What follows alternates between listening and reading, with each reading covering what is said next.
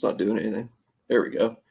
No. And here we go. Hello and welcome to episode 1 of the So-and-So's So-So Show. And this episode is titled The Soft Bigotry of Low Expectations. My name is Luke McKay, and joining me today is Random Sports Chad. How you doing, Chad? Ahoy.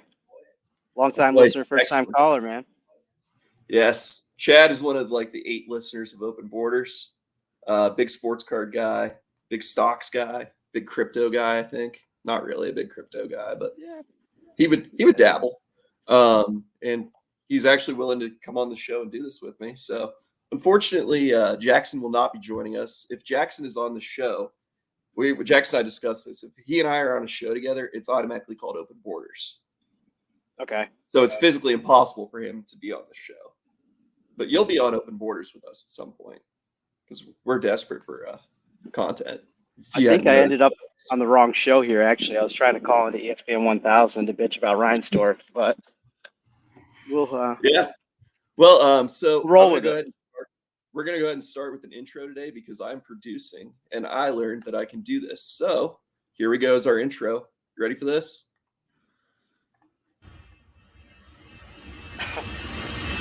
Let's go! It's a new season. We have visualized this moment all year.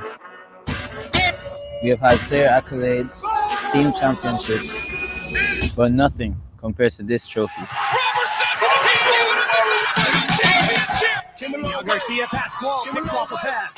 Every single game until a week are the champions. It's a 90-minute grind. So the one-on-one with the keeper finishes with the right. Filled with passion, grit. I know everybody here wants it more than everyone else. I don't care how much they want it. We want it more, and we're gonna fight for each other. We're gonna win every time. And fight. You know I'm an east side big TD step over. Take a little bit of Brian Howard to, a little fight, a little bit extra. Strap, put a ribbon on it, get you Here's into the way quickly. Looking at for Alex and Jenny. Jenny sprinting, gets around the back line. And Jenny settles. Look what he shot. Follow the boom pop. Alex and Jenny. All right. Oh, I'm still playing in the back. I thought we were gonna get Noel Devine highlight reel or Tavon. I was thinking about that, and I might do that, but I'm not a huge fan of Noel Devine, to be honest with you. I like the jersey. They still got a school down there, Marshall. Yeah. So part of the kind of the kicker of this show is I went to Marshall and Chad went to WVU. Like most WVU grads, he's not from West Virginia. So, West Virginians go to Marshall and people from New Jersey and Pennsylvania go to WVU. That's pretty much the way it goes. But Marshall and WVU, surprisingly enough, pretty much the 2 best soccer teams. In the country, I would say, our Sun Belt Championship game. Some could call that the national championship game last year. We were number 1. You were number 3. We got you in that one. We won head-to-head, though. Yeah. Hey, what was it? Did you guys win 2 and we won 1? Was that how it went that year? We played 3 times.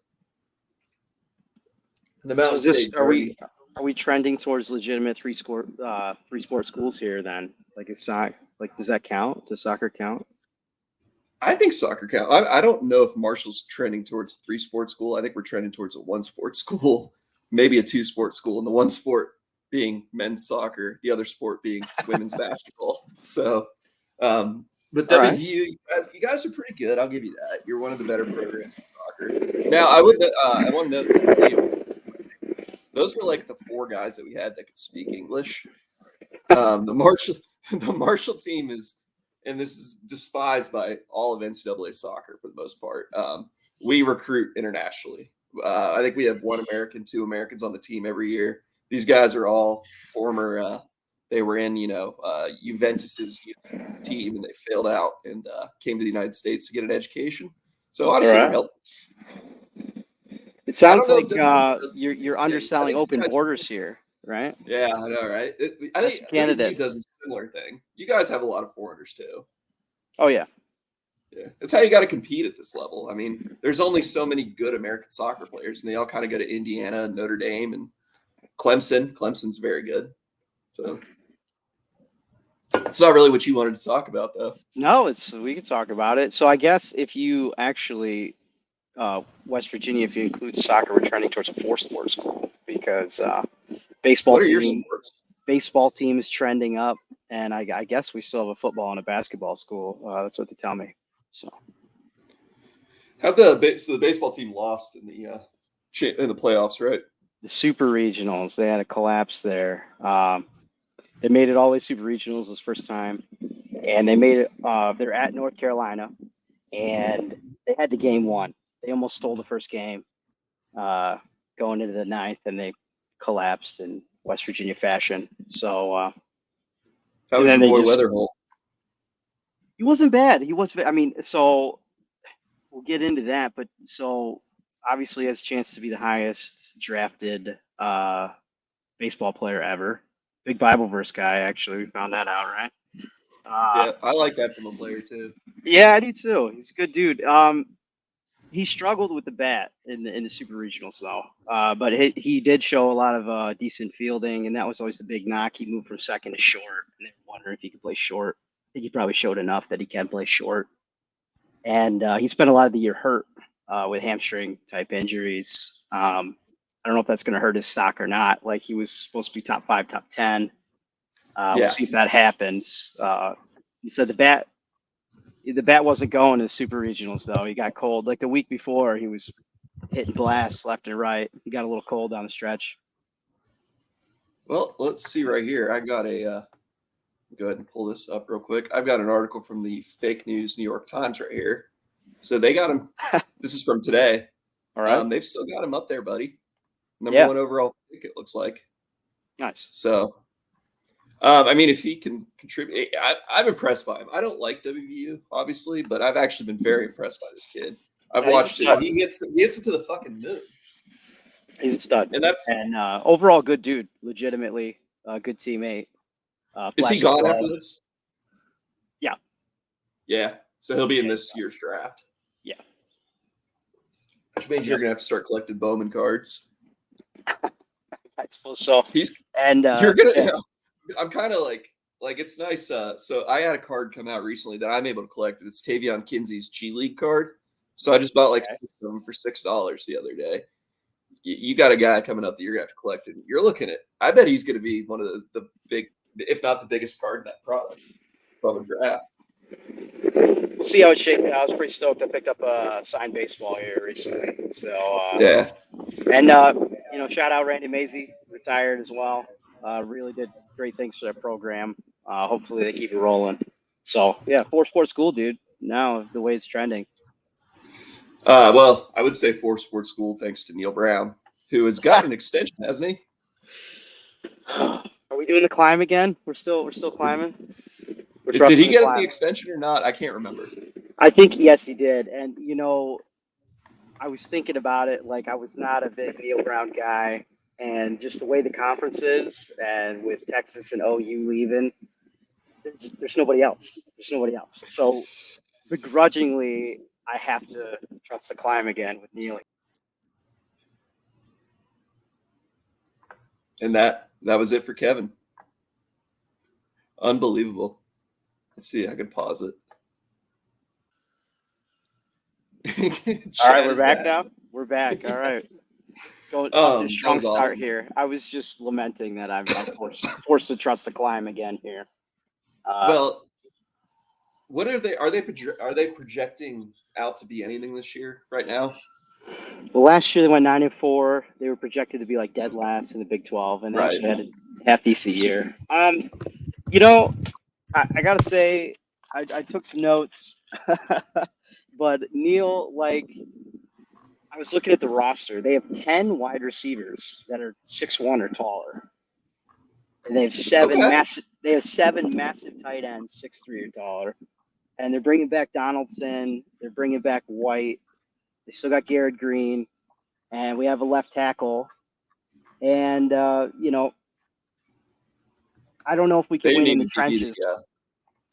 I don't know if we can win in the trenches with the big boys. Sorry, go ahead. They didn't even give you the courtesy of making your name a title. I had a hard time finding it in this article. Look, Utah, Texas Tech, West Virginia, Times New Roman 12 font. Ariel. Oh, It's not man. Tuscaloosa. But they So got we you at projected, 6.5 like- right now. Yeah. So Penn Could be State, Kansas, Oklahoma State, and Arizona losses. Could be Kansas could be good. I don't know. We got like Baylor, we got Tech, we got OSU. The Big 12's a mess now, obviously, after the Right. realignment again. I don't know. So it's basically the entire season is going to hinge week 1 against Penn State. We got hosting Penn State week 1. We're going to find out if they can hang. Like, that's been the knock. So I guess I'm bringing up the players because we're loaded offensively. Even our backup quarterback, Miracle, is pretty decent. Garrett Green's a stud. And the question is going to be whether we could play in the trenches, but we're playing a weaker slate.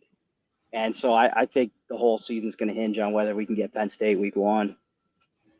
That I'm looking at it right now. This looks like it's not an unattainable schedule here. No, Penn it's State will be tough, but is that it? And that's at home, Penn State? yeah. No? We played at Happy Valley last year to open the season, so it's the home and home. It's tough to go into Morgantown and win. It And doesn't we got matter. Pitt back on the schedule. I love that. I love seeing that. Me too. It looks like you're at Pitt this year. We played Albany last year. They were good.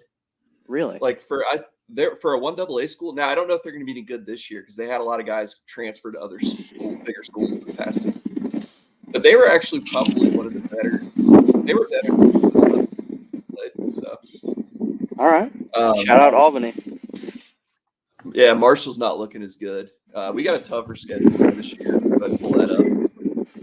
We're doing this. Yeah, what's the Marshall news this week? Well, the tough one is at Ohio State, at Virginia Tech, at Ohio State to start. Stony Brook to start the year, but then at Ohio State and Virginia Tech. We beat Virginia Tech last year. Virginia Tech's getting a lot of preseason accolades. Like a lot of people are projecting them to be pretty good. I know they didn't have a single player transfer out last year, so which is kind of incredible in this era. So they should have a lot of experience. But I mean, I'm just looking at this right now. I'd say win Stony Brook, lost Virginia Tech, lost Ohio State, win Western Michigan. Oh God, that's tough. I think it's probably a 6 or 7 win team, unfortunately. Right. Appy State's always tough. Georgia Southern's they haven't had us lately, but they're a tough program generally. And then that James Madison game is just so hard. James Madison they've got like 25,000 students, dude, and they're charging them a crazy amount in athletics fees. Like the amount of money that James Madison has, like double our budget. Right. You got like double everybody's budget. So they got some booster money to go around at James Madison, is what you're saying. Well, the boosters are just their students who were like, I didn't get into Virginia Tech, so I guess I'm going to go to James Madison. But so we're not trusting like the resurrection of Cole Pennington here to like just play out his mind. Man. I'm nervous as fuck. Don't get me wrong. I had the kid as my friggin' profile picture on Twitter for like 6 months, and he's 20 years old. I'm 31 years old. Like I had to question myself a little bit there. I love Cole Pennington. I love his dad. He's one of my favorite people. He's probably my hero. But I don't know if Cole has to take a major step forward this year. Now we do have a new offensive coordinator in. Your guys' boy, Daggy. As I say it. I don't know if we're claiming him. Yeah, actually Daggy. Yeah. Yeah. And they have our offensive coordinator ties now as well. I think they both played down at Tech for a while and then came up. Right. One of them. Yeah. He knows his ball. So he's implementing the air raid. The new college football game has us running an air raid. The Holgerson air raid? I love it. I have no idea. So, by the way, I'm getting a little. If this guy doesn't work out, we're done with WVU offensive coordinators because the previous guy, Clint Trickett, was one of the worst offensive coordinators Marshall's ever had. Not a Trickett fan. I don't know. Like he seems like a nice enough guy, Trickett, but I also don't remember him really being that good of a quarterback. Was he better than I remember? I don't think so. I think you remember it right. He was hurt a lot. I think he retired medically. When was the last time you guys had a run like Marshall, like legitimately? When was the last like good season you think? Well, it's tough to because the COVID year was so weird. Remember, we were like number 14 in the country for a minute there during the COVID Really? year. We went like 8 or 9-0 to start the year, and then the wheels fell off, and we lost like the final 3 games. But and before that, it was probably 2014 with Cato when we went. I remember Cato. We were undefeated, and then fucking Western Kentucky beat the brakes off of us on Black Friday. Fucked that one up. So, I mean, you guys were better last year than you've been in a few years, right? Yeah, like I said, we're trusting the climb here. I think we're on year 4 or 5. They extended them, and again, I don't think they were going to get a big time guy to come in. And I guess it's trending now. Last year, like it's been rough. You know, he came over from Troy, and we knew he was going to take a little time to build it, but it's not been the caliber of ball we're used to in the mid 2000s. And Yeah. I mean, You know, I think the program kind of no. I was just saying the program kind of. I don't think we never recovered from 13-9 at Pitt, dude. It just in 07, like, still got flashbacks. Like, it just hasn't been the same. But we got a shot at it this year. We'll see. Hold on a second. This is really important.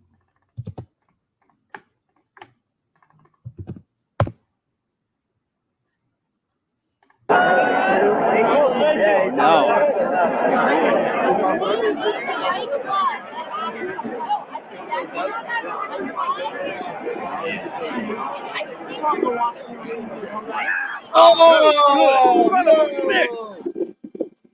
Oh man.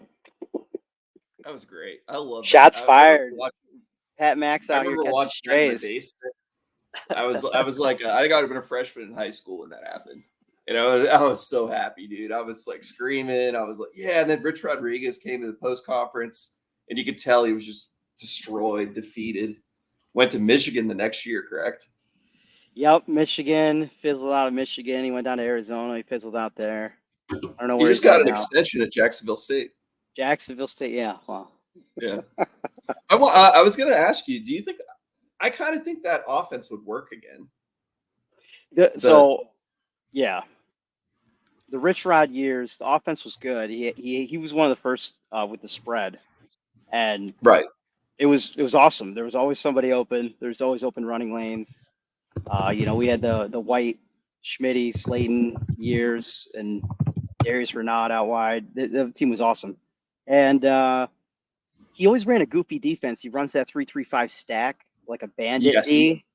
And so they always got dominated in the trenches by the bigger teams because you play an OU, with like 5 300-pound linemen or whatever, and you got the 3-3-5 stack. It just doesn't work. So D was always the big question, but the spread offense is quite nice. Yeah, there's always guys running free. There are a lot of bubble screens, a lot of keepers. The key to that offense was Owen Schmidt. I think. Pat White. Pat White and Steve Slayton were amazing as well. But I think without Owen Schmidt, that was like the piece that really took it to the next level because he was just money. You could depend on him on that up the middle run, no matter what. And he was such a game changer. All-time fullback. Absolutely. I actually, I'll admit, I enjoyed watching y'all at that time. And I occasionally I felt really guilty too about it. I would play him on NCAA football because it was fun as hell, that spread option. But then I would just feel like a piece of shit for doing it. Like I do it like kind of secretly in the basement, Nobody knew what was going on. Right. No, but NCAA 07, they were like untouchable. Absolutely. I wonder if that could work again though. I really do. It seems like, especially as times change, it seems like we're going back to more flex bone kind of offenses out of the spread. Maybe Rich Rod just. Marshall might be looking for a new head coach come next year. If Charles Huff doesn't win probably 9 games this year, he's gone. I wouldn't hate Rich Rodriguez. You think he's still not? He might still be mud in West Virginia. We don't know. That was like we would ugly exit. It was the ugly exit. We'll see. We would embrace him immediately. I think Rich Rod could probably still coach football. Huh? I think he can still coach football probably, but yeah, he never recovered from 13-9 either for sure. And No. And but the we need a Michigan, fact check. We do need a fact check on that Owen Schmidt though. I think he's still like leads might have the record for broken face masks, and also smashed his own face with his face mask. Like, I mean, yeah, that guy was an animal. he was awesome. I was a huge fan, to be honest with you. Well, not a fan, but I was like, yeah, that he was the guy I liked to watch the most out of that offense. But and Pat White was just amazing. You guys, by the way, beat the brakes off of us with that team. I think we played you one time with Pat White, and it was disgusting. Might have been like 63-7 or something. This was the halcyon days right here, though. I watch every Saturday, still hoping to see this, and it's just sad. And Neil runs a bit of a power run game with Donaldson there. You know what I mean? He's kind of conservative on the play call, more of a traditional style. Donaldson's a nice back. He's kind of a he's like I don't know. I had it out 6'1", 238 ish. Like, I mean, he's a big kid. That's a good kid. He's kind of he's a bit of a bruiser there, and he got dinged up last year. So if they can run the ball and keep Garrett Green from getting destroyed, I guess they got a chance. But we got to find what West Virginia needs to tap back into this. This was the best squad we ever had for sure. Oh, absolutely. I'm a little nervous too. Marshall's had good running backs for years and years now, but I don't know who's going to play it this year. Rasheed Ali went in the 5th round to Baltimore, which I actually think he's going to make that roster and do some damage. He might. You said he couldn't stay healthy, yeah? He had trouble staying healthy, but and that's I don't know if you saw it, but he had this great highlight in the Senior Bowl practices where he was running out of the slot and just completely took this guy down and broke his ankles, but then he tore his bicep like a couple plays later and missed the Senior Bowl. So you don't need that. Never know. Yeah, well, I don't know that's a good point. I didn't even think about that. No. The other thing too is he's kind of small, I think. I don't know how he's going to but I like him. 5th He's a speed guy. So. He's got a chance. Baltimore, obviously, they got a lot of guys that can run the football. That's what they do. I'm going to go ahead and look at so I want you to tell me about your Morgantown visit. Oh. You just went up to let's talk college towns. Oh boy. First of all, shout out Jerry West. Okay, we gotta pay tribute. Oh yeah. I'm sorry. Tribute to our man. We'd be remiss. Jerry West passed. Greatest Mountaineer, probably. The logo. I don't know if Marshall had a logo. Who would it be? Would it be like Moss? Like the "You Got Mossed"? Would be the Marshall probably. Logo? Yeah. I mean, our equivalent to Jerry West would be Hal Greer. That's our Al? Jerry West. Okay. Yeah. But they're not. I mean, they didn't play the same position. So that would be our. I did a little looking into Jerry West here post facto, and from Cheyenne, West Virginia. So first of all, his nicknames were awesome. So when he was in West Virginia, they called him Zeke from Cabin Creek. He was the logo. He was Mr. Clutch. He was Mr. Outside. So he was an NBA champ, Finals MVP. He made the All-Star team every year he played.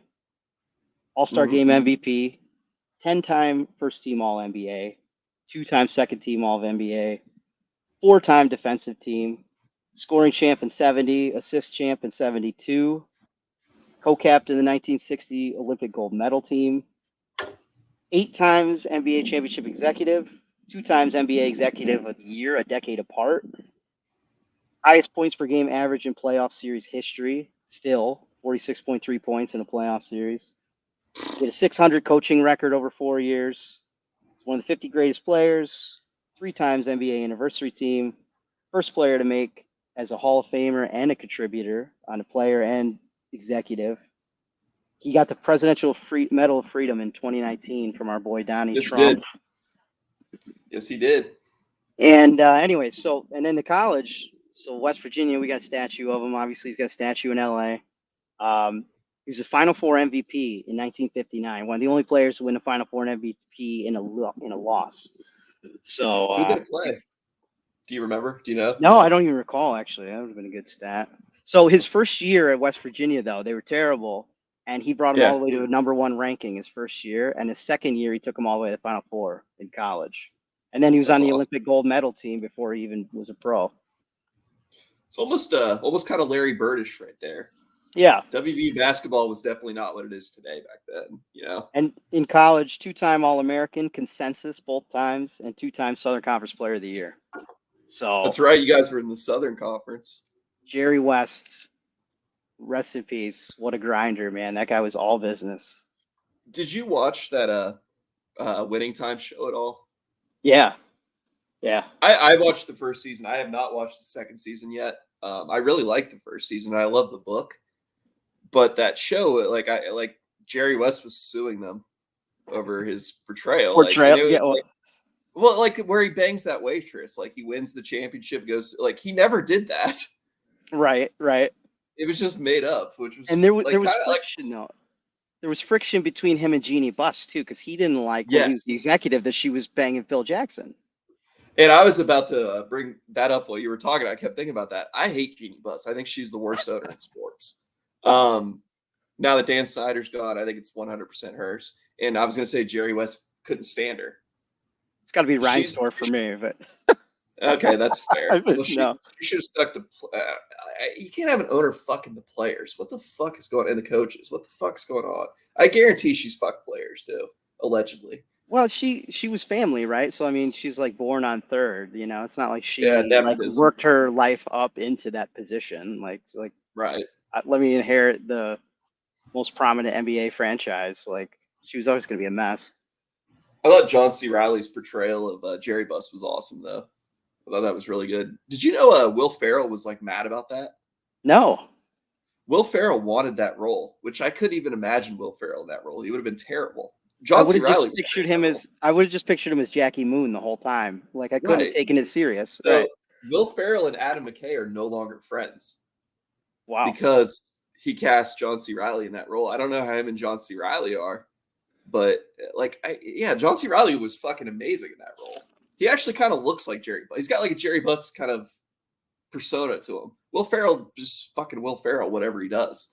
Don't get me wrong. I love Step Brothers. I love all of his movies and stuff. I haven't been a huge fan of his in the last 10 years or so because I think you and I have talked about this before. He's just he's old. And he just does characters. So eventually that comes to an end.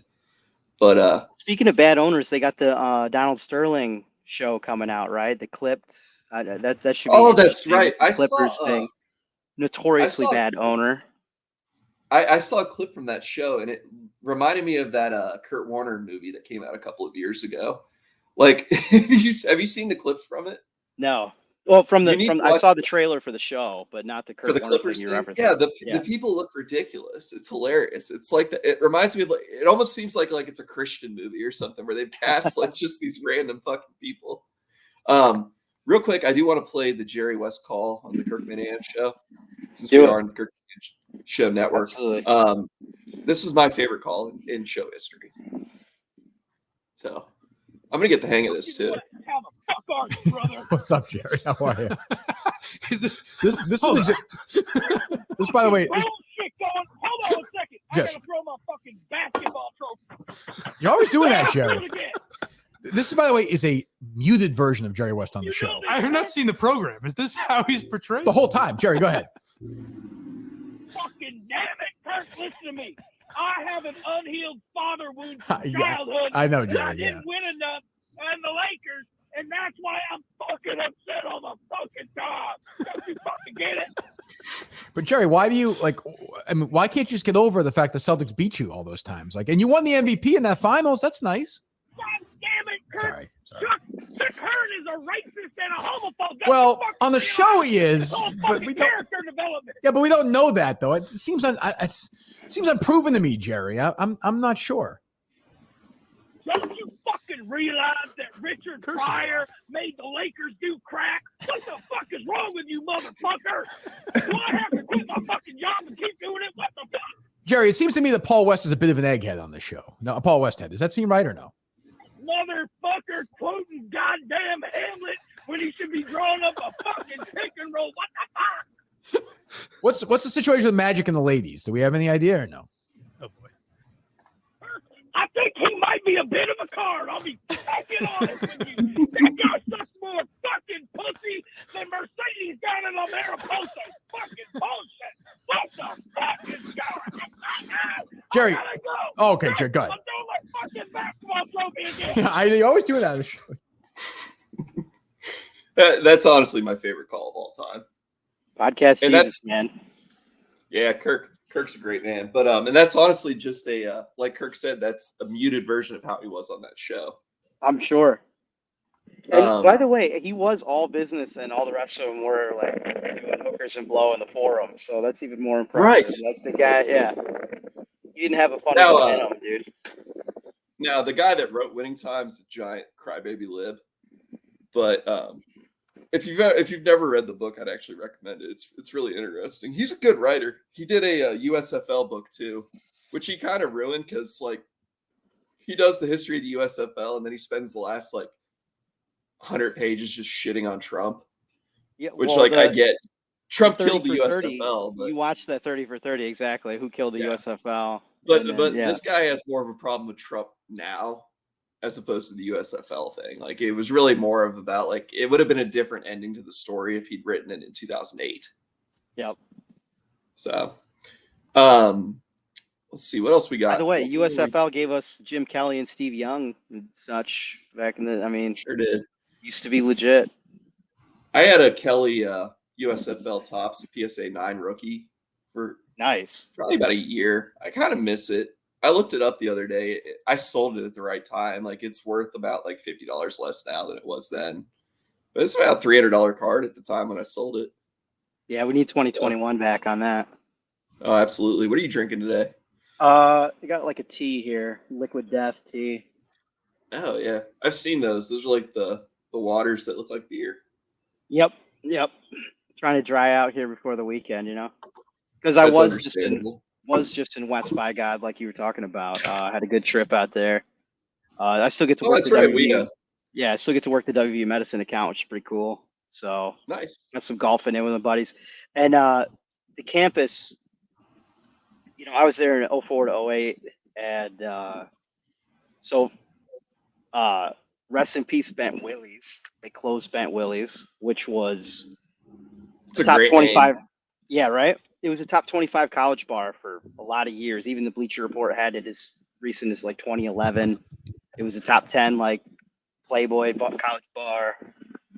So for whatever reason, Bent Willie's got closed. They had like 13 bars in there and a dance club and a pizza shop, and it was this whole block, and it's right down there in the heart of the campus. So I assume that they're probably going to end up selling it to the campus and knocking it down like everything else.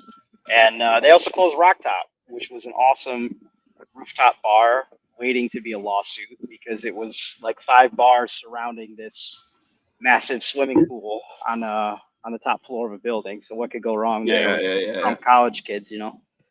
So yeah, so everything's shut down now, and I'm an old hat going around campus, but always good back to be back in West by God. How's Morgantown doing?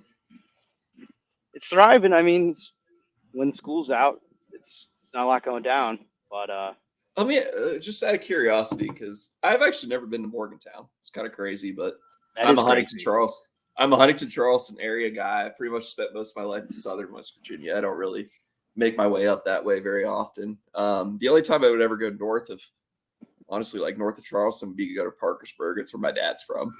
But then his family died that lived there, so I've never had to go back to that fucking shithole. That's one of the worst cities ever.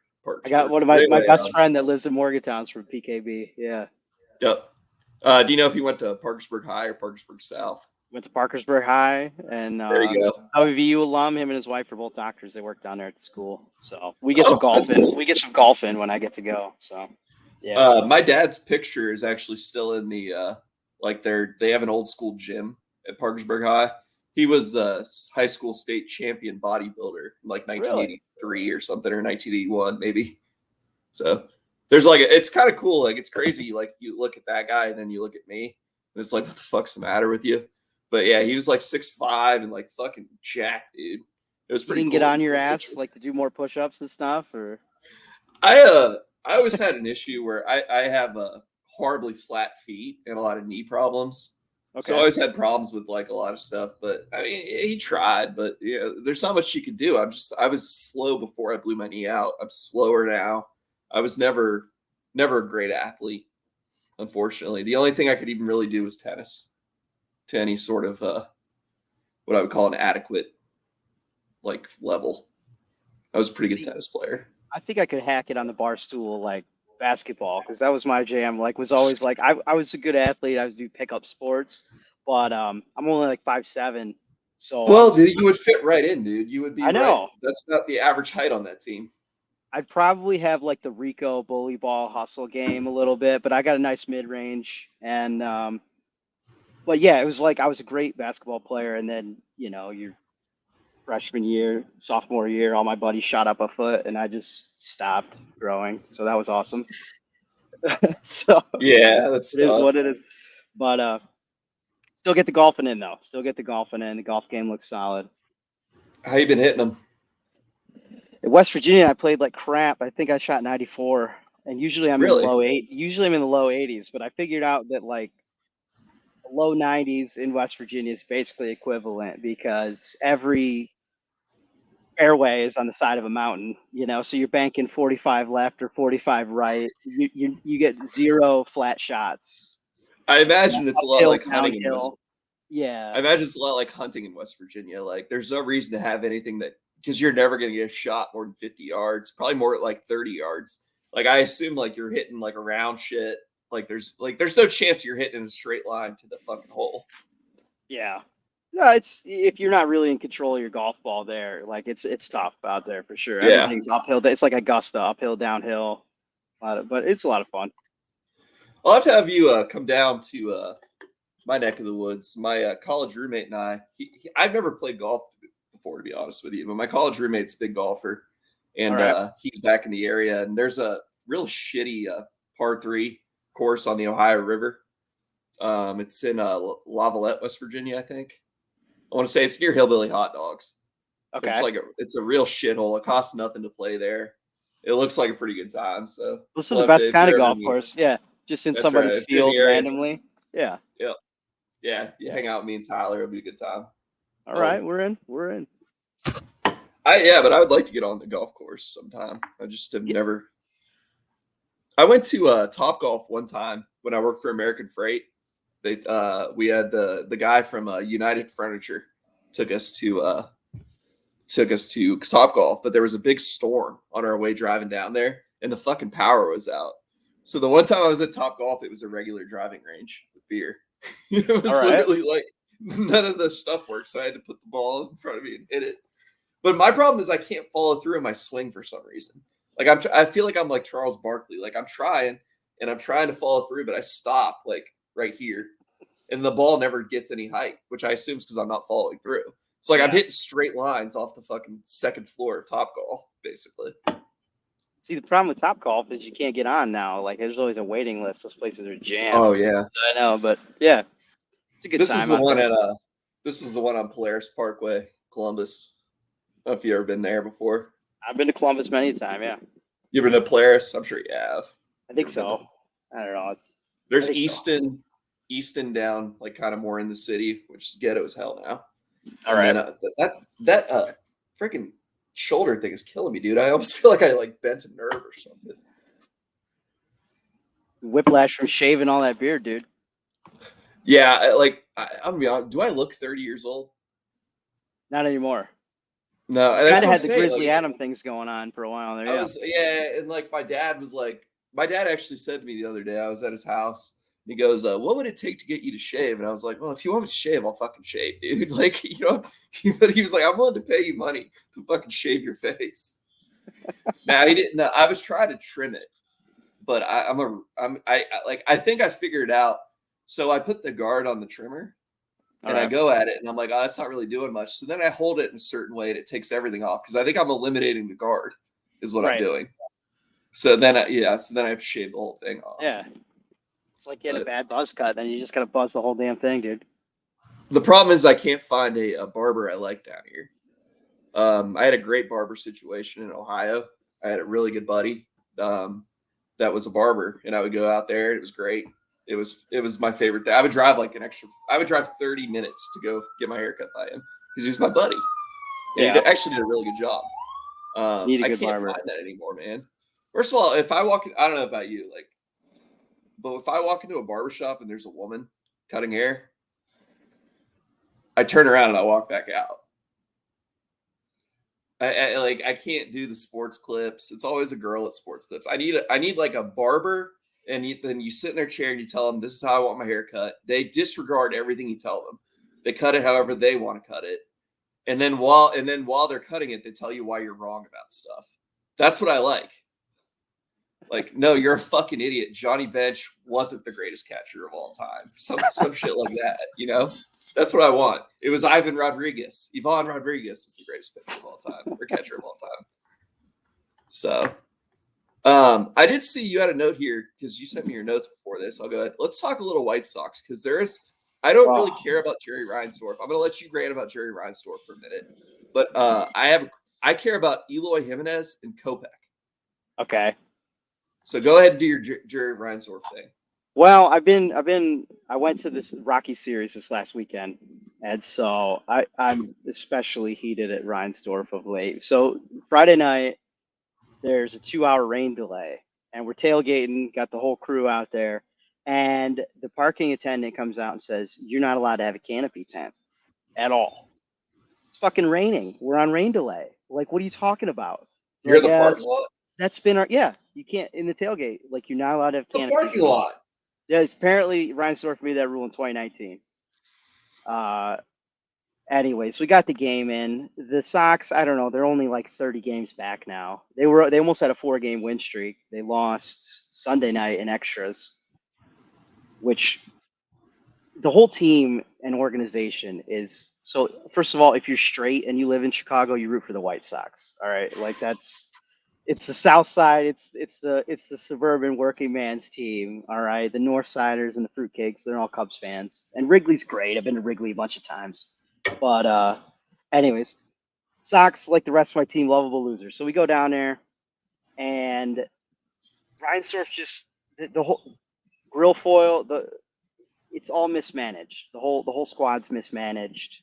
They don't pay players, and so they're already talking now. Trade deadline stories just leaked this week. They want to potentially move Robert. They want to also potentially move Crochet, which is ridiculous because Crochet is the only talented left-handed pitcher they have now. He's the only starter. They moved Kopech to reliever. Now he's the closer, and he's been looking good of late. But that's not really what we wanted Kopech though when we drafted him. No. His stuff looks better right now. He had 100-mile-an-hour fastball, and he was moving it. He was breaking it. He was throwing some back doors. He struck out. So, all right, they win 11-3 Saturday. Then Sunday's 2-2 game coming down the stretch. Crochet threw like 6 2/3, great ball, like two-hit ball or 2-run ball. And they get to the closer at Kopech in the 9th. He goes 1-2-3, strikes out 2 of the guys. So then they go into extras and they don't move him back out. They don't put Kopech back in after he just like mowed everybody down because Reinsdorf probably doesn't want to get him hurt because they could probably move him or something. Like, that's all they do is move everybody. Robert's heating up because he probably wants out of town. So is there any idea where he's going to go? No, the Dodgers. The Dodgers are looking at him and Crochet allegedly, right? Dodgers. Because Kershaw's not it anymore, and they might need another. Kershaw's an old man. It'll be a big luxury tax team like that doesn't care and wants to pay their guys. Like but anyways, Robert's got 1 more year on his deal. Crochet's got 2 more years on his deal, and we're just notorious for not paying players, and especially they didn't pay Sale. They didn't develop Rodon. They didn't Quintana. They got rid of Giolito. They got rid of Cease. Hendricks they moved. They hate paying pitchers. And, does he still own the Bulls? I'm sorry? Yeah, Reinsdorf owns the Bulls as well. Yeah, same thing. Okay. They suck. He won't pay. Does for he do the talent. same thing there? Well, I know No, you guys they're have washed. Lonzo Ball and you pay him a lot of money to never play. They pay Zach LaVine a whole bunch of money to not play. They paid DeRozan to be washed. You know, they picked up Drummond. We got anyways. So if he's smart, I would like to see him extend Crochet right now, because Crochet is looking like he's got great stuff now. He's finally the legit ace of the staff, and he's a lefty. He's like 25. You can't find guys like that. So if they extend him right now, maybe they could get him in the low, like 100 millions or something, right? But if he continues to pitch this way next year, he's going to be a 200 million plus guy, and he'll be gone too if they don't move him before then. And they're looking to move Robert, and we'll see about Kopech, but he's really just a straight closer now. And Eloy's back. Jimenez has been hurt. He had 2 hits the other night, but he doesn't have it. He's slow, dude. When he played in the World Baseball Classic last year, I was like, are you fucking kidding me? Like, I think the guy played like fucking 40 games the year before. I'm like, he's going to get hurt in the fucking World Baseball. He didn't get hurt in the World Baseball Classic, but I was never like huge on him, but I did pick up a lot of his stuff back in 2019, 2020, because it was fairly inexpensive and he had a lot of potential. Same thing with Luis Robert. I had a lot of Luis Robert stuff. You own a lot of it now. He's hot. He's hot right now. He's swinging a pretty good bat. He's healthy again. Still have that, you still have that nickel or whatever I sold you? Yeah, like the mint. Yeah, that's a cool card. I do like that one. That's a hard card. Like, that's just hard. That's a really hard. If you look at the odds on that one, it's a tough pull. I think I initially bought it from minor leaguer one too. Yeah. Yeah, I bought it initially from a shout out Newhart Cards in Delaware, Ohio. I bought it from my boy Keith. I think I paid like $10 for it. Probably sold it to you for like 15 or 20, knowing me. And if that, because it really isn't worth anything. Wasn't worth anything. So I'm glad he's playing well though. I like Robert. Back to this is where the Reinsdorf rage comes into. So so they just built this new team store down there. We're at the game. Rain delay. So we went in and bought some gear. And the best jersey in baseball is the City Connect Southside jersey, in my opinion. Love that jersey. So I'm looking at him. He wants $189 for a Robert Jr. jersey. And I just couldn't bring myself to do it because I go upstairs. So there's like 2.5 levels to this thing. So I go upstairs, and it's the entire top floor is the clearance section of all the players that Reinsdorf failed to pay. It was literally. Yeah. Yep. Yeah. Those are pretty sick. I like the Southside jersey. And anyways, so yeah, it's just a graveyard of former players. And he's still selling their jerseys. He's still got Cease and Hendricks and Tim Anderson and like everybody they moved. Like, you're talking about Liam Hendricks, right? Yeah.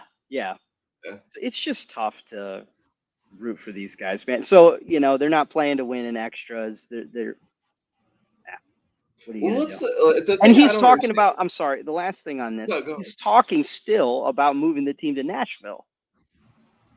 And that's been every couple of years, and I don't know if there's anything to it. I doubt it, but tell me what you think about the city of Nashville. I'm sure you've been there many times. Been there many times. I was out there last month. Nashville's a great time, obviously. Is it? It's blowing up. It's blowing up. They have the best Ubers. Their Ubers tailored to drunk mess people. Like, my one friend was getting sick in the car, and the guy had like car sick bags already in there. Like, the one chick we got in her Uber, she's got mints, she's got condoms, she's got bottled water, she's got like Jesus. The whole place is a mess. So you just go down Broadway. You go down Broadway and you bar hop it. It's like you start at Legends and you just work your way down. It's like I remember yeah. When I first moved to Columbus, which was back in like 2015, I think it was like Columbus was the second hottest market, and Nashville was the hottest, I want to say. Oh, yeah. Like growth and all that. Even all the way down to Thompson Station, like 40 minutes south. Yeah. That's what Columbus is kind of like too. Columbus keeps spreading out.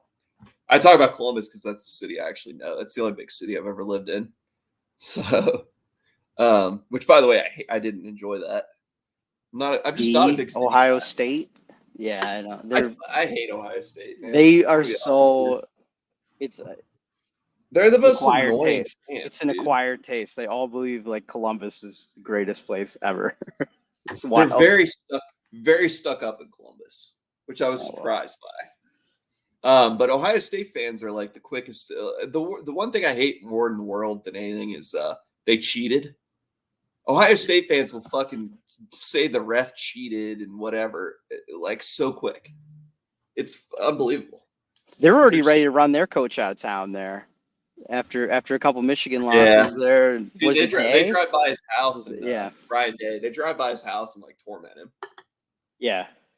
It's unbelievable. But to be honest with you, WVU kind of has like Ohio State kind of a thing going on, but they've never won national championships. So Yeah, without the BCS pedigree. yeah, we have two national championships. So All right. You one double what? A. Oh, One double A. Soccer? Southern Conference. No, just Let me show you something real quick. I always think about this. Hold on a second. Are you aware of like the Southern Conference's history? No, I'd be lying to you. Who said that? Check this out. So you mentioned Jerry West's Southern Conference. Yeah. Here is the former members of the Southern Conference. Oh wait, no, here we go. The entire SEC, the entire ACC, I believe. Right? No, not the entire. We got WVU down here, University of Virginia, Vanderbilt, Tulane, William and Mary, Marshall, North Carolina, Chapel Hill. All the Southern Conference, I think the oldest conference in sports. When did they disband it? It's still around. It's a bunch of private schools. It's these schools now. So now it's like Chattanooga, which is a public school, but the Citadel, East Tennessee, Furman, Mercer, Samford, Western. But that was the conference back in the 90s. That was the premier 1AA conference. It was Marshall, Appalachian State, and Georgia Southern. And the three of us just dominated. Yeah. So I always find that interesting that the Southern Conference just had all those people. I'm trying to close the thing, but I'm not that great at this. Tell you what, dude, I'm going to pause this for just a second. All right, we are back. Thanks for sticking with us after that commercial break. I think we're going to talk a little NFL next because, I'll be honest with you, I wasn't thinking we were going to do a whole lot of Sporto stuff, but I'm kind of enjoying the Sporto talk. I've been able to talk. I work with a bunch of women and libs. I don't get to talk sports with people lately, Fair enough. The only sports I've been talking has been cricket. So, and I don't know what the fuck I'm talking about. Honestly, in all honesty, I hate cricket. Have you ever watched it? How do you feel about it? Oh yeah, I used to watch it. So when I was in the Middle East, deployed a lot, I would watch that to go to bed for real. So when you're downrange, the only channel you get is actually like BBC. So they always they had darts on or cricket. And have you ever watched the darts on the WVBC? I've seen clips. Or BBC, sorry. Yeah. I've seen the clips. They're usually playing 301 or something, right? Yeah. And the best score you can get is 180, right? Like 3 triple 20s.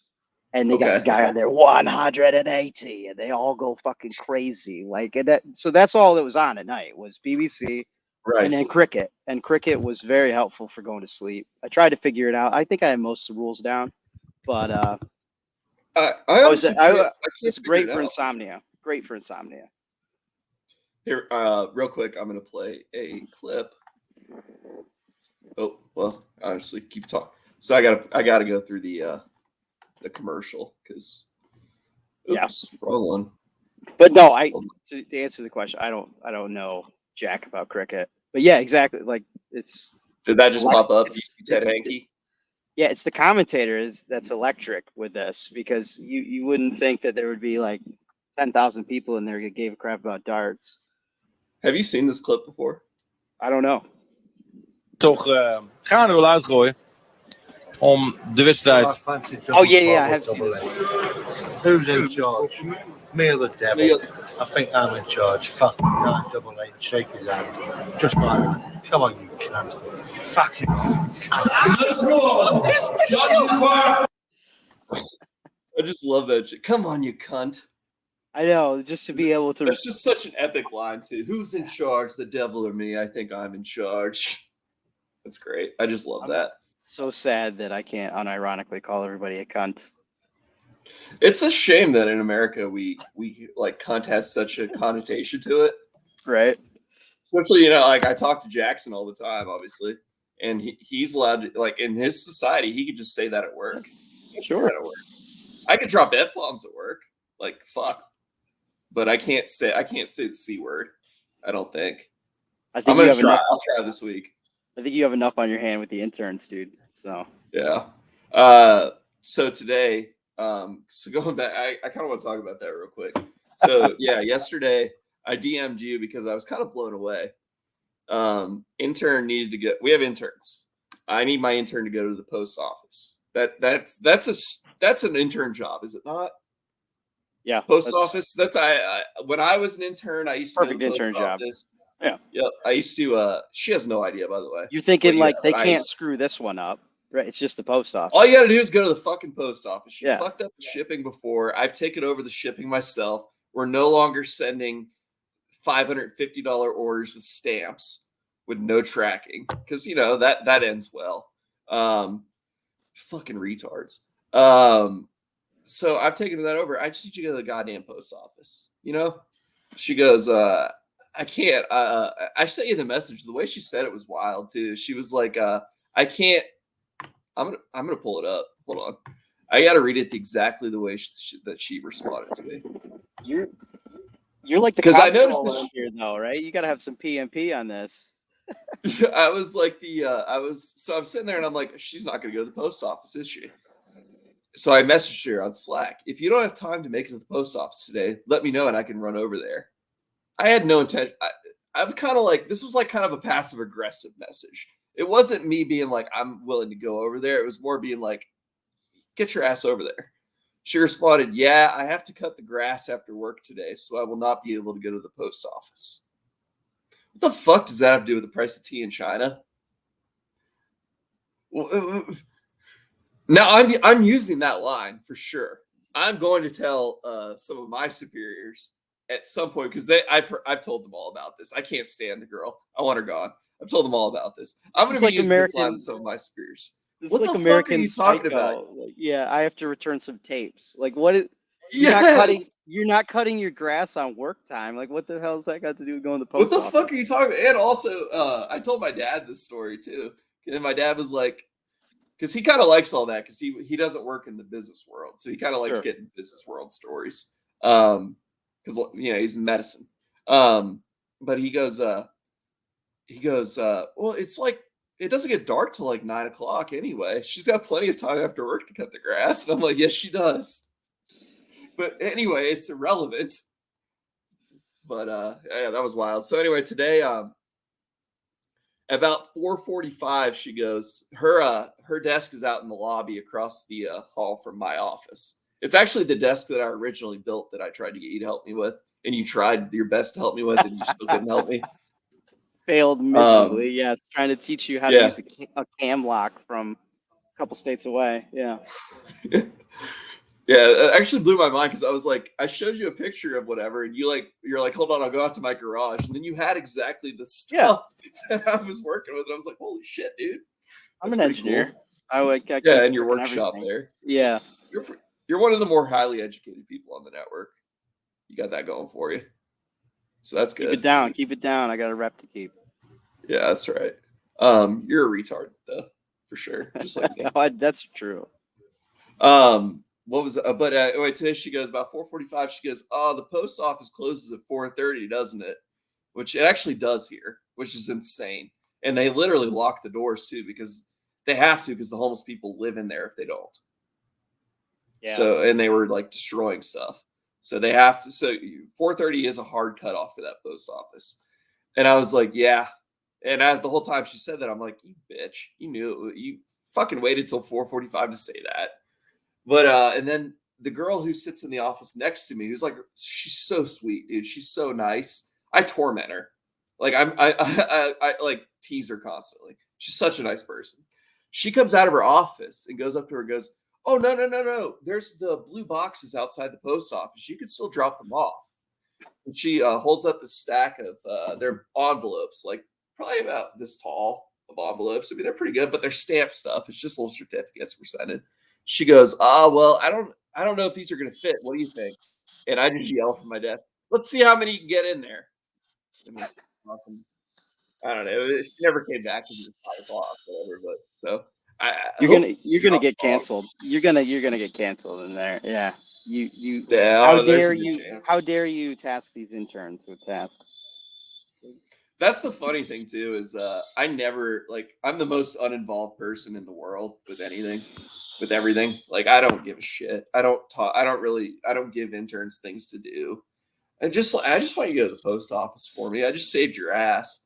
I used to, when they both first started, I would DM them behind the scenes and correct them so that it wouldn't be, the bosses wouldn't find out.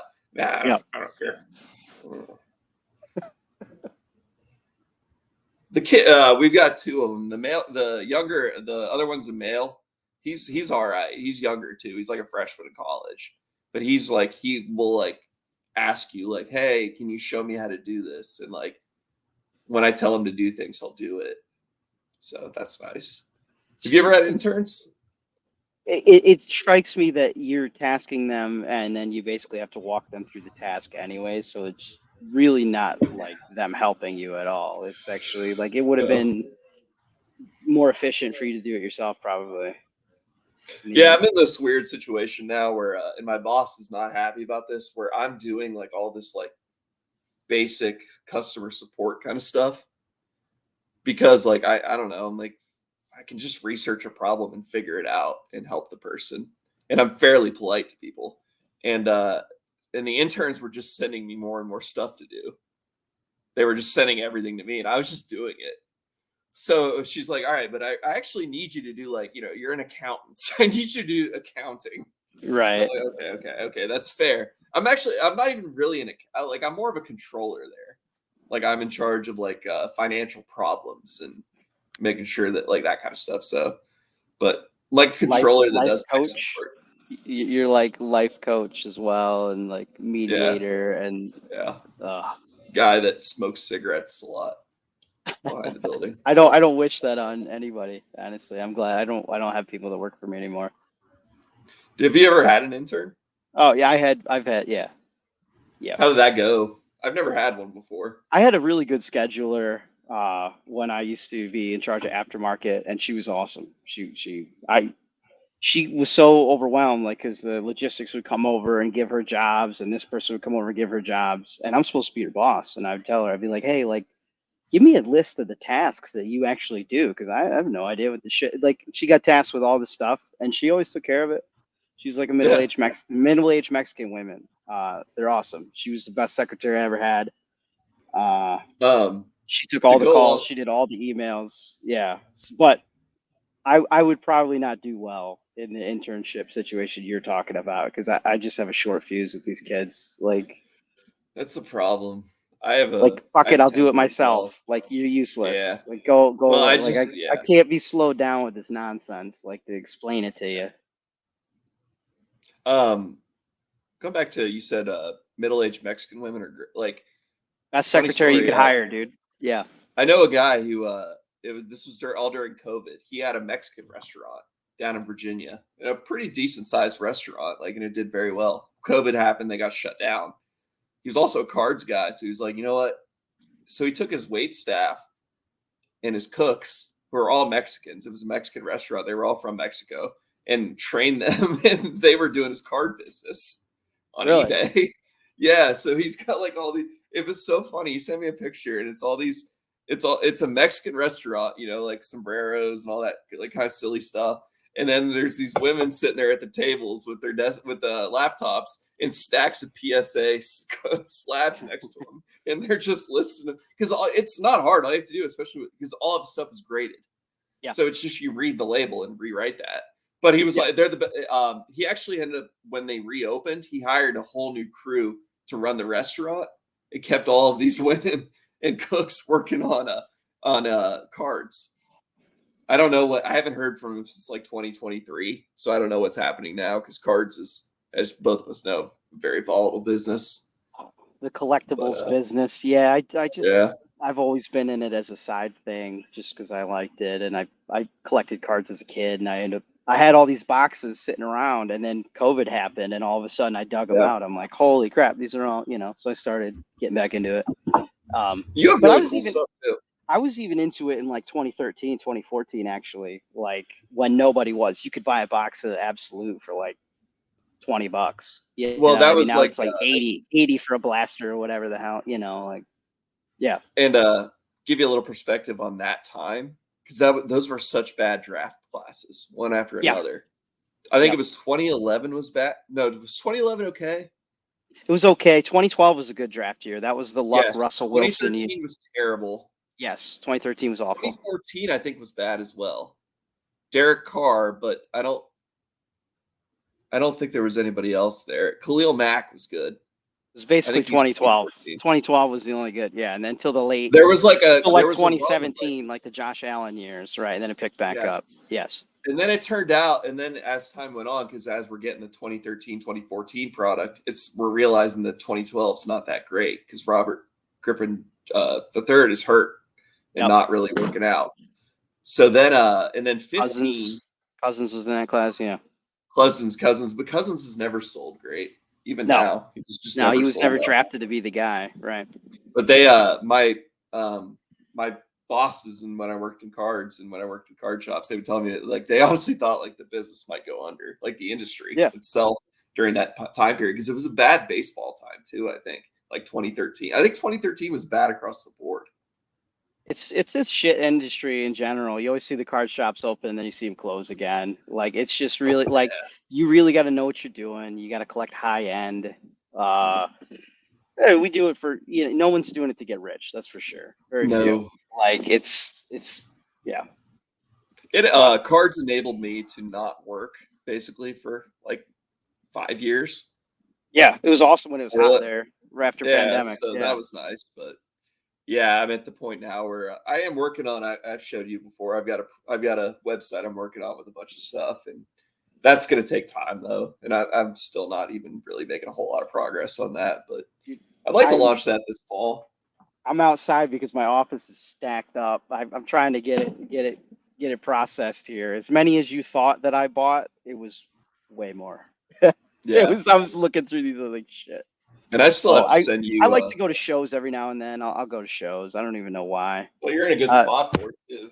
Yeah, you'll go down there like a local show, and like Stacey King will be signing autographs or something, or like we got a lot of the local hustle, which is not bad. So I don't know. I just always done it since I was a kid.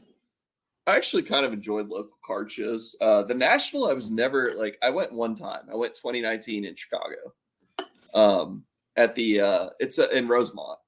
And that was before the blow up, the pandemic. It was still kind of quiet. Yeah. I'm such a dude. I'm such a dildo. So speaking of that, before the blow up, COVID happened. When did like the economy shut down? March 2020. Okay. I quit my job at American Freight to go full-time in cards in November of 2019. If I just fucking stuck around, I could have been working from home. I could have just done both. Yeah, you could have been collecting I would have gotten laid off the free checks and killing it in the cards. Yeah. And my coworkers all got laid off for like the month of February or something. Yeah. Like and got paid, unemployment or whatever for that month. And unemployment I think was better at the time. So like I completely shit the bed on that decision. I literally preempted it. They're good. No, I was just saying if I'd waited a few more months, I would have gotten a lot more money. But I quit my job. I've always been an NFL junkie. So that's, I guess, the NFL segue here is I mainly had, when I was a kid, I collected everything, but I basically do NFL. And I have every year, every class. I just love the NFL. I'm the same. I did the gambling. I was a bit of an NFL historian, I guess you might say. And I always enjoyed that. It's not a bad idea either. I've had an idea to do a show where like we just like go the 1990 NFL season and just fucking go through the season like week by week and like do that because I love that era of the NFL. Football is my favorite sport. Football is what I got into collecting. Me too. I actually got into baseball because of cards, which is kind of funny. I was never really a baseball guy at all. right. But football was huge for me. But yeah, I mean, it's just fun, especially the older stuff. Like you've got a lot of really cool stuff from the 90s and the early 2000s, which is just like kind of the golden era in my head for just I think cool so. inserts. And it wasn't that popular, so it wasn't printed a whole lot. So it's all fairly kind of rare. Yep. And absolutely. So what you were trying to segue into something though? NFL. We were just going to talk. I think we were just going to nonsense about the We're NFL. going to talk some NFL. So Justin Fields. Let's talk Bears. Let's talk Justin Fields. Let's talk Caleb Williams. All right. So my people, who would you rather have? So full disclosure, I'm a Bills fan. I've been a Bills fan since I was in diapers. But my people out here had Bears season tickets for forever. I've been out in Chicago for over a decade, so I do follow the Bears pretty darn close. And it fits right in. They're both lovable losers, doomed franchises, whatever you want to call it. So, anyways, what about Fields? Low expectations. Yes. Well, that's the theme with all these teams here. Marshall, WVU, like the Sox, like the lovable losers all around. I don't root for the Lakers or the Dodgers or anything like that. No. The Yankees. What was I? So Fields. You were a Fields guy. I'm a not Matt Eberflus guy. I thought that Fields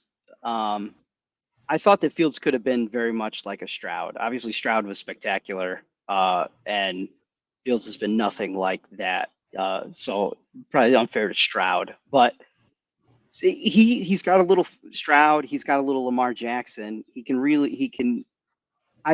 just criminally mismanaged in Chicago. They gave him a new offensive coordinator each year. Every year. Eberflus was never an offensive guy, and in fact, I wanted you mentioned about Eberflus. I wanted them to move on from him last year. Like by week 4 or 5, like they had blown back-to-back games so badly. I'm like, there's no way this guy can keep his job. And they never fire a coach mid-season. The McCaskies they never fired a coach mid-season, so they kept him. And the last 6 weeks of the season, Eberflus fixed the defense because he's been a defensive guy. So last 6 weeks of the year, they had the number 1 defense in the league, and that saved his job. So now they said, all right, well, let's bring in Shane Waldron from Seattle and try to fix the offense. But they moved on from Fields, which he'll probably be the guy in Pittsburgh after Russ is Russ. I think he's going to beat Pickett out. I think so. I think they've I didn't think about Wilson. I forgot Wilson was there. They got to go with Russ to start. Yeah, it'll be Wilson. I forgot that Russell Wilson was there. That's terrible. He used to throw such a good deep ball, and I thought, when he was young, Seattle, I thought he was it. And he might have been. He just looks kind of washed. He looks kind of washed. That's what I was going to say. He might just be. He's an undersized quarterback that was very, very. He was definitely an MVP quality player. Yeah, early on. Yeah. But they also not everybody plays to 40, man. They played D and ran the ball, and they weren't asking him to do a lot, though. So I guess that's true too. We thought he was better than he was, and it turns out he's just a high-end game manager, maybe. And then you're going back to the conundrum in the NFL and what makes the NFL so interesting: having the salary cap. You pay the guy, you don't have defense, you don't have the offensive line. You pay the quarterback. So and then the Chiefs managed to. Sean Payton's I could fix him in Denver, and clearly that did not happen. So, by the way, I actually I'm going to correct myself. I just said the Chiefs have been managing it. I think Mahomes is only for cap hit. He's fairly low down there. Yeah, I want to say real quick. I'm going to pull that up real quick. Let's see. Spot Rack NFL quarterback cap hit. Because I am curious. Well, while you do that, I'll just say, so Bears, I thought they could have rebuilt around Fields. They could have traded down and got some O-line. I don't hate the Caleb Williams thing. I just don't think he's an alpha. And I think the team has problems. They're loaded this year. So, but their offensive line still sucks. They have the 18th best. They have 18th best offensive line. And Eberflus fixed the defense at the end of the year, which is incredible because they moved Roquan Smith, and he ended up being the defensive player of the year damn near in Baltimore. I don't know how you move a guy like that and still, but anyway. So we'll see. I don't know that Caleb Williams is it, man. He doesn't scream alpha to me. I'm just like you. I'm an old man yelling at clouds. I'm like, I don't like painted fingernails. I don't like the wearing crying to his dreads. mom and stuff. And I don't like you know, that whatever. at all. But He seems leader I don't of want my men. quarterback to be like. I want my quarterback to be a leader. Yep. I don't want my Leader quarterback to of be like men. a me guy. Yep. And he seems like a me guy. We'll see. So Like they brought Patrick Mahomes would never do any of that shit.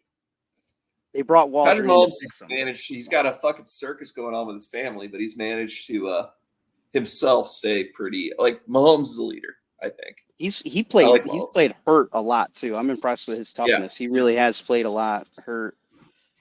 Yeah, he does And what it takes. you know, they talk about that. How's his game going to go when he loses his mobility? I think we're getting close to that point where he's not really like he'll bust a run every once in a while, but I think we're going to see him develop more into a pocket passer as he gets into his 30s. I think he could do it.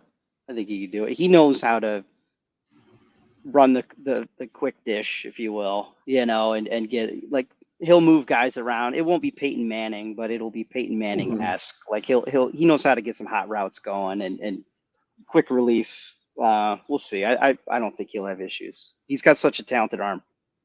Do you think he'll continue to play till he's like 40? I saw a headline the other day. It might have been clickbait, but it was going through kind of like the it wasn't like a bullshit. Did you catch that one? Yeah. Sorry. It wasn't like a bullshit source. I do that all the time too, like try to grab them. And they were talking like, will Mahomes be around a whole lot longer? There seems to be a narrative that he may retire like fairly early on, which I guess he could, but like he's certainly not losing in like life if he wants quarterbacks to. are all like super competitors, and they want to keep going as long as they want to keep going. It just seems to be part of like like what it takes to be one. So, I think that'll depend. You're right. Like if he has a stone's throw of like touching Brady, you know what I mean? If he gets a couple more and he's actually in the discussion, you got to keep playing at that point. But I don't think most people don't think that, you know, Brady will ever be touched again, you know, but he might have a chance. He's the only one that's going to have a chance. And I think it'll depend on how his numbers look. At that point, if you start really getting in that tier, it's like you got to finish it out. But I mean, there's also the guys that do the Andrew Luck and say, you know what, I made enough money. I'm good. I'm just going to go.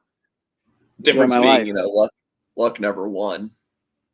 Oh, come on. I will not tolerate Andrew Luck slander. No, I mean, like, he didn't win the Super Bowl. Like, he got his ass kicked, and he would, like, crappy teams on a couple good playoff runs, though. Yeah. Right. But Mahomes is a completely different situation. Mahomes is his entire career been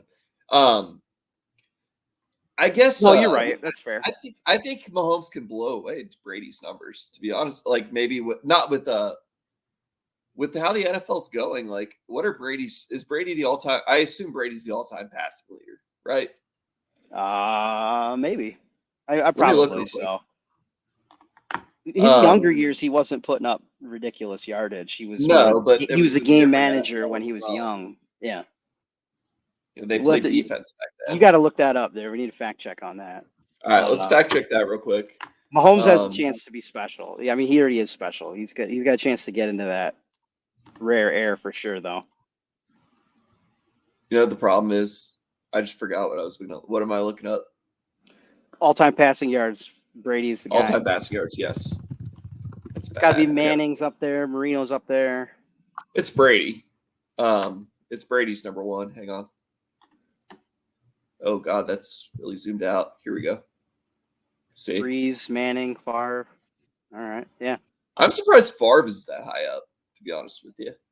That's really fucking impressive. Favre's entire career was with defense. Yep. Well, he was a tough SOB too, and he didn't miss games really. So. No, yeah, he played for. He was like when I was because he was drafted in '92 and I was born in '92. So then, like I think in high school when he retired, I believe. So it always like kind of equate his life to or his career to my life. Look at Testaverde at 16. I know that's pretty impressive, actually. I didn't know. And Bledsoe. Look at Matty Stafford at 11. That's actually not bad. Look at Joey Flacco at 18, dude. The pride of Delaware. What the? Who did he sign? Who did he sign with? I actually don't know who he plays for right now. He was Flacco. Jets and then the Browns. And then Colts. he's on the Colts now, for real? Yeah. He's backing up Interesting. Richardson. He's backing up Richardson. Yeah. Well, okay. Well, all right. Sell me on Richardson, dude. I don't get it. I don't know either. I mean, he's clearly talented. He did a lot with his legs when the play broke down. He was kind of making plays, just athletic. He's just athletic. You know, I like Downs. I like Pittman. I like a lot of what they got there. They have a great running game in Taylor.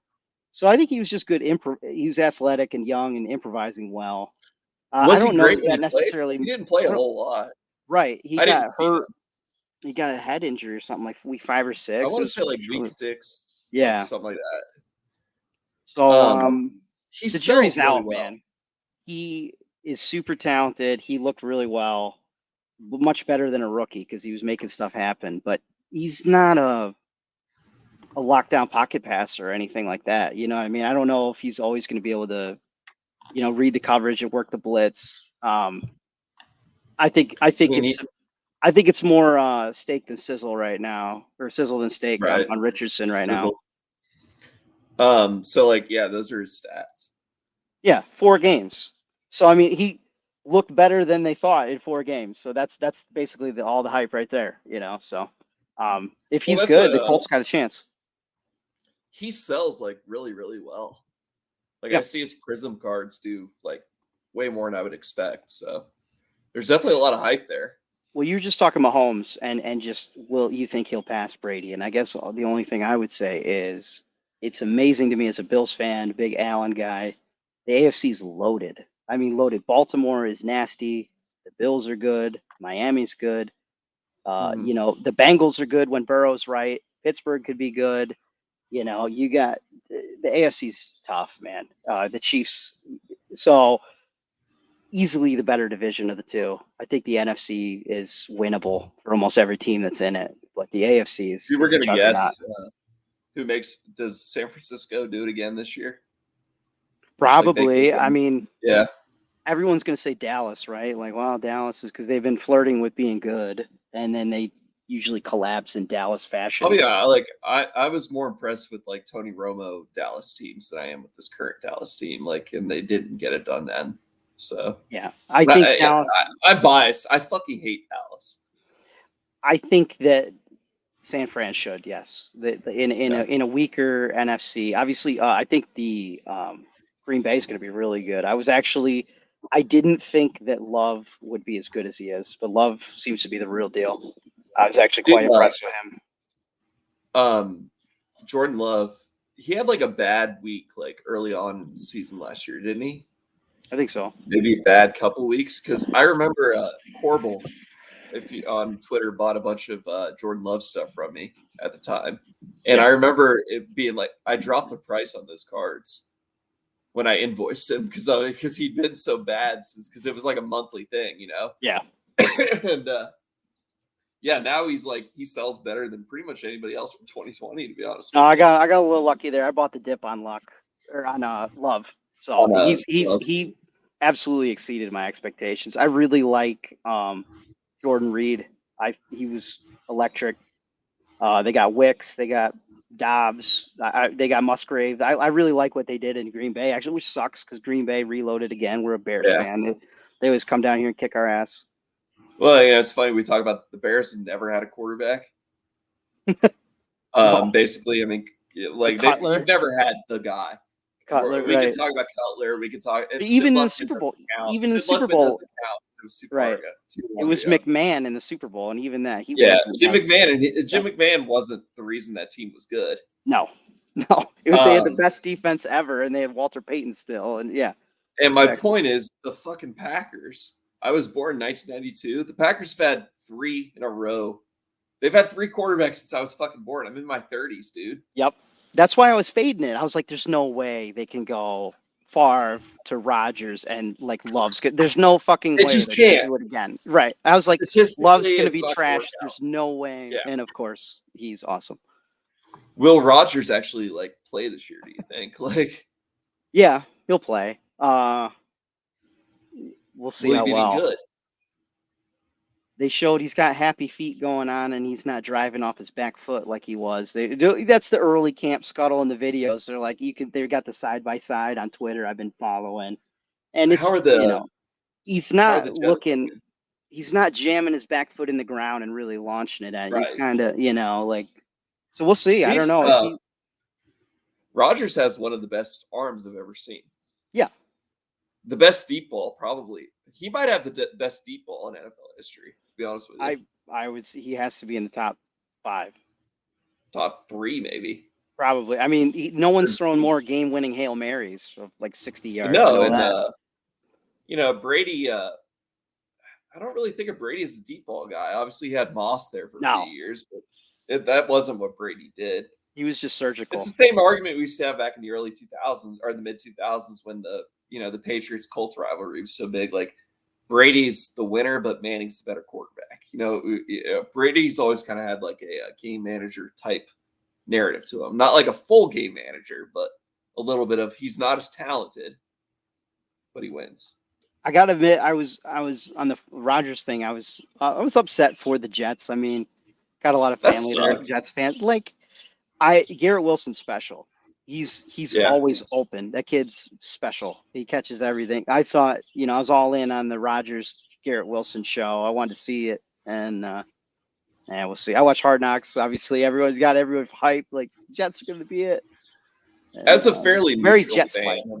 Yeah, of the NFL, I would rather like Aaron Rodgers doesn't get hurt.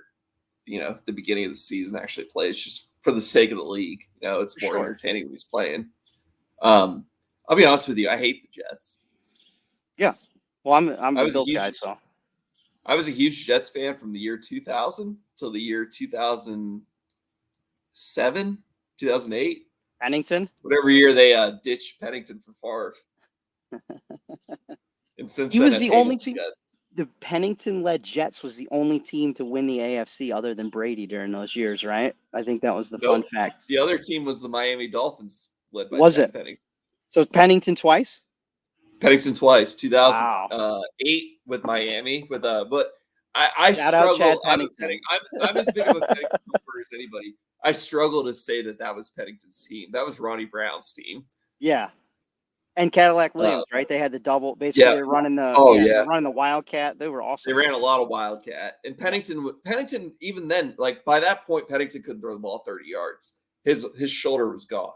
Yeah. But he was still great for, within 10 yards. He led the NFL in completion percentage for quite a while. He doesn't anymore. I wanted to bring this up though real quick. This is that NFL salary cap hit for quarterbacks I was talking about. Or not just for quarterbacks, because there's Tyreek Hill, but this is for everybody. So Mahomes is at he's a lot higher than I thought he was, but he's at $37 million. I mean, look at Watson. Look at Prescott. I felt I guess you can't feel bad for Deshaun Watson, but I did legit feel bad for Watson. That's a nasty shoulder injury he had. Like, he broke his shoulder socket. Like, and he was trying to play through it. Like, anyway. I'm a Baker guy. So I was a Browns fan. Baker's awesome. I like Baker.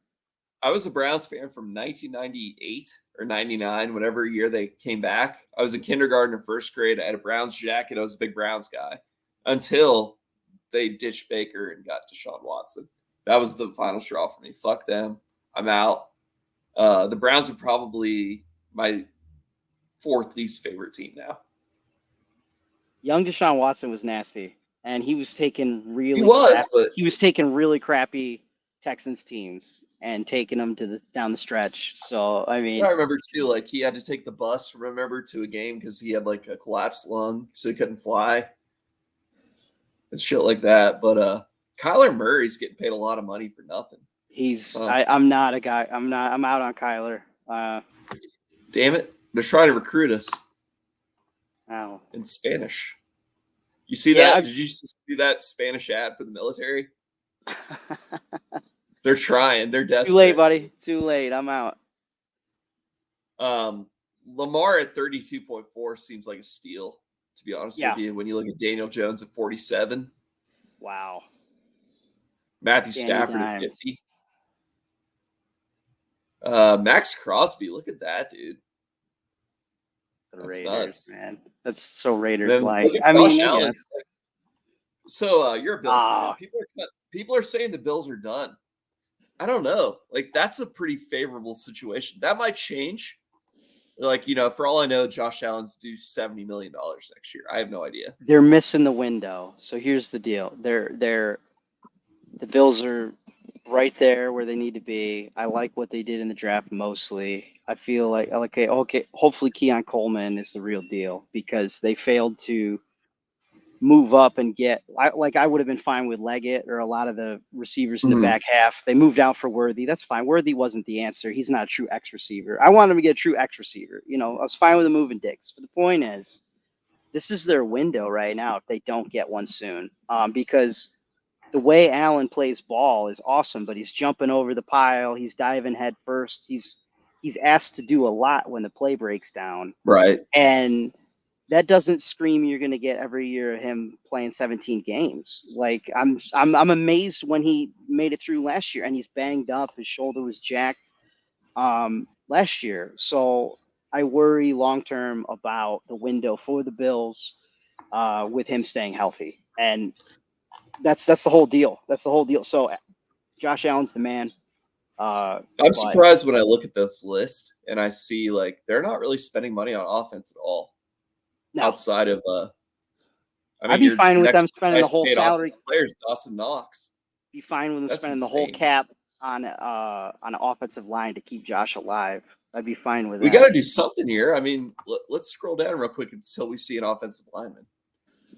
Because okay, here we go. Connor McGovern. Okay. I mean, and he's not really getting much. But that's interior. Like, yeah, he's a guard. So they're not paying a huge left Spencer tackle. Brown. Yeah. So they're really paying use a tackle $3.5 million. They could use a couple tackles. I mean, they got? Dawkins, Deion Dawkins, probably. I think was out there playing tackle. This is there's Troop. Oh Trubisky. God, Trubisky's trash. Hey, you want to see something cool? So that's the whole deal, Luke. It's like if Allen is done, you're basically looking at the Colts. Like, you know what I mean? Like, who's quarterback? Like, it's gonna look ugly. Like, they got to get some help for him, dude. Like, is he seriously expected to work with like Curtis Samuel and Mac Hollins? Are you kidding me? I like Samuel. I like Samuel and okay, but that's fine. But Samuel's not. I don't want Samuel. I like Samuel too. I don't like Samuel as WR1. No, he's not wide receiver one. He's so I like they have Knox, who's a solid tight end, and they have Kincaid, who's really good. And so they have two big tight ends, so you can run that jumbo package. Who's running the ball? Hopefully Frank Gore Jr. They picked up the Davis kid from Kentucky, who's supposed to be more of an in between the tackles guy. They got James Cook, but he's kind of, I don't know if he's your between the tackles guy. Evans is out of the league, to be honest with you. Yeah. So anyway, so you got the big, but you're gonna go with the two tight end set. Hopefully Keon Coleman doesn't suck. They got. I'm a huge Claypool guy. I wish he would get right. He was incredible, and then he was more worried about the social media stuff, but he stopped playing ball. Buddy, I had a Chase Claypool when I worked for a high net worth individual running his collection. We had a Chase Claypool rookie auto. I don't remember what the card was, but it was like it had like a $1,200 price tag when I bought it. Yeah, well, and when he I think I sold it for like I ran it on eBay on auction. Yeah. And I think it sold for like $43 or something like that. Oh shit! Yeah, his first 3 or 4 games in the league, he had that 4 touchdown game or whatever, 3-4 touchdown game. Like he was awesome. He was literally coming out of 2020. Yeah. In 2021, he was like the Justin Jefferson in him. Yeah. And then he was more about social media, and he was making the boneheaded plays, and he was celebrating and let the clock run out. And so then he kept getting passed around coaching staff. So anyways, the point being with the Bills, maybe Claypool could be an X. Maybe this Keon Coleman kid works out. They need a true X receiver, and they need to keep Josh Allen alive. That's the whole game. And so I hope they shore up the offensive line. The defense, I like Milano. God, defensive MVS. line. We drafted a lot of young defensive linemen. Hopefully they can get to the quarterback this year because we didn't get to the quarterback last year. And so you're having Josh Allen when shootouts because we're not forcing all these turnovers. You know, Trey White blew his knee out, so he's done. You know, and they moved on from him. He was hurt all the time. He was great. He was a true premier shutdown corner before he kept getting hurt. So anyway, shaky D, and they're gonna have to score a lot of points to win games, and they got to keep Josh Allen alive. So I think we're gonna hit our last topic now. We're over an hour and a half now. So hold on a second. I'm terrible at this. All right. Just bear with me for a minute. If you want to talk about something, go ahead and do it. Oh, sure. I'm been flapping my gums too much here, dude. Bears, we'll see. Bears, I'm taking the under. I don't think they're just going to figure it out all at once this year. I actually changed my mind about what I was going to play, so I'm going to play something different. All right. We're just going to – this is our outro song here. This has been a good show, I think. What do you think?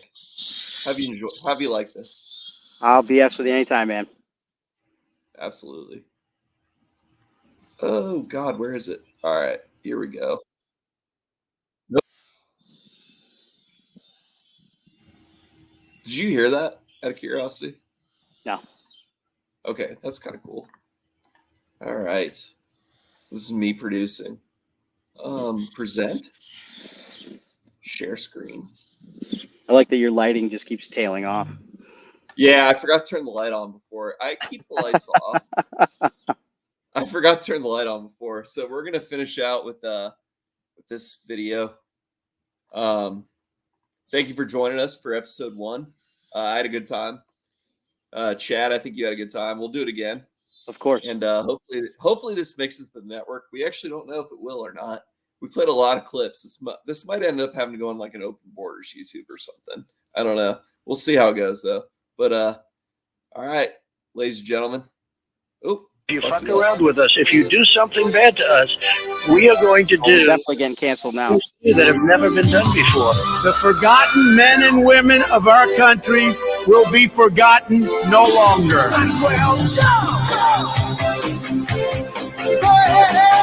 2024 is our final battle. They stole our jobs and they plundered our wealth. The future does not belong to colonists. The future belongs to patriots. The activation word, Ronald McDonald. We will drive out the globalists. He's my favorite part. We will cast out the communists. America will start winning again, winning like never before. We will bring back our jobs. We will bring back our borders. And we will bring back our dreams. All right, buddy. Thanks for joining us. All right, later on.